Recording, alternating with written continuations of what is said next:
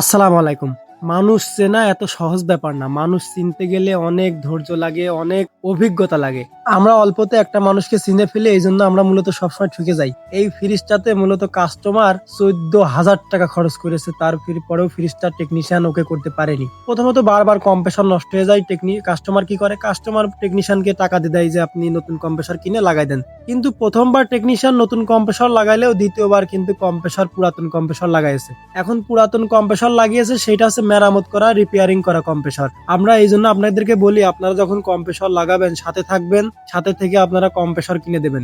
নাই আপনাদের সাথেও এমন ঘটনা ঘটতে পারে, আর জিনিসটা ওকে থাকবে না, অনেক ঝামেলা হবে। তারপরে কম্প্রেসর, যেহেতু এটা ঠিক করা কম্প্রেসর, এখন যদি আবার তৃতীয়বারের মাথায় কম্প্রেসর লাগাই, তাহলে নতুন ফ্রিজের মতন খরচ যাবে। তা কাস্টমারকে বলি, ঠিক আছে আপনি দেন, আমরা চেষ্টা করে দেখি। তারপর ফ্রিজে নিয়ে দোকানে নিয়ে আসে, আমি প্রেসার দিয়ে চেক করে দিলাম যে লিক টিক আছে কিনা। তারপরে আমি সুন্দর করে ওয়াশ করে নিছি। ওয়াশ করে দেখি পাইপের ভিতরে শুধু পানি, পানি আর পানি। এখন এটার সমস্যা মূলত জাম হয়ে যায়। কম্প্রেসরের সফটওয়্যার সাবজেক্ট বাদ হয়ে গিয়ে এখন শুধু আছে মনে করেন আপনার জাম হয়ে যায়, গ্যাস জাম হয়ে যায়। তারপরে আমি থিনার দিয়ে সুন্দর করে, থিনার পেট্রোল দিয়ে সুন্দর করে ওয়াশ করলাম। লাইন থেকে শুধু পানি বেরোয়। তারপরে পানি বেরোলে মনে করেন জাম করে। তারপরে আমি কম্প্রেসরটা খুলে ফেললাম, যেহেতু কম্প্রেসর এটা মনে করেন রিপেয়ারিং করে। এই দেখেন, আপনারাই দেখেন, এইটা কম্প্রেসর ঠিক করেছে, তারপরে কম্প্রেসর ঢালাই করেছে। তারপরে আমি কম্প্রেসর অয়েলটা ঢেলে নিলাম। অয়েল ঢেলতে দেখি যে অয়েলের ভিতরে শুধু ময়লা আর ময়লা। তারপর আমি কম্প্রেসরের অয়েলটা পরিবর্তন করে দিলাম। আপনারা যখন কাজ করবেন প্রত্যেকটা কম্প্রেসরের অয়েল চেঞ্জ করে দেবেন, কারণ যখন একবার গ্যাস পুরা হয়ে যায় তখন কিন্তু অয়েল পরিবর্তন করা যায় না।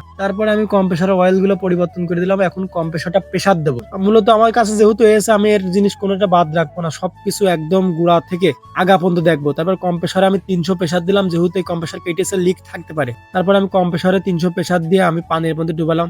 পানির মধ্যে ডুবে দেখি যে আপাতত লিক দেখা যাচ্ছে না। তারপরেও আমি ৪০ মিনিট অপেক্ষা করব।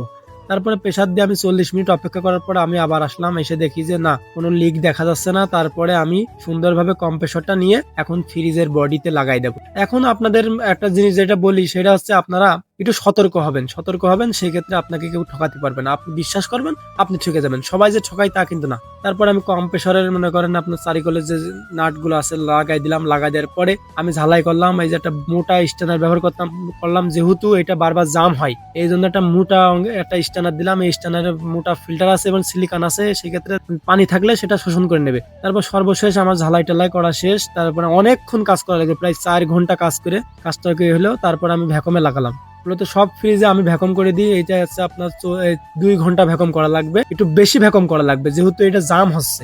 দীর্ঘ সময় ভ্যাকুম করার পরে আমরা গ্যাস দিছিলাম। গ্যাস দেওয়ার পরে সুন্দর ঠান্ডা হচ্ছিল। যাই হোক, পরের ভিডিও আমি নিতে পারিনি, পরের ক্লিপটা নিতে পারিনি। যাই হোক, আপনারা ভিডিওটি ভালো লাগলে সকলে শেয়ার করে দেবেন। ভালো থাকবেন। আসসালামু আলাইকুম।